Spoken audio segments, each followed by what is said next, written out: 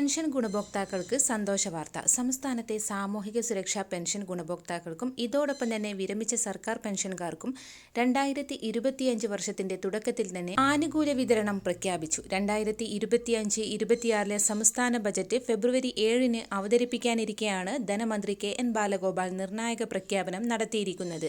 ജനുവരി 17 നിയമസഭ ചേരുന്നത്. ബജറ്റ് അവതരണത്തിന് മുൻപ് സാമൂഹിക സുരക്ഷാ പെൻഷനും വിരമിച്ച സർക്കാർ ജീവനക്കാർക്കുള്ള പെൻഷൻ പരിഷ്കരണ കുടിശ്ശികയുടെ 4ാമത്തെ ഗഡുവും നൽകാനാണ് KN ബാലഗോപാലിന്റെ നീക്കം. കേരളത്തിന് 8,000 കോടി രൂപ കൂടി കടമെടുക്കാൻ അനുമതി നൽകിയിരിക്കുകയാണ്. 17,600 കോടി രൂപ കടമെടുക്കാനാണ് കേരളം കേന്ദ്രത്തോട് ആവശ്യപ്പെട്ടത്.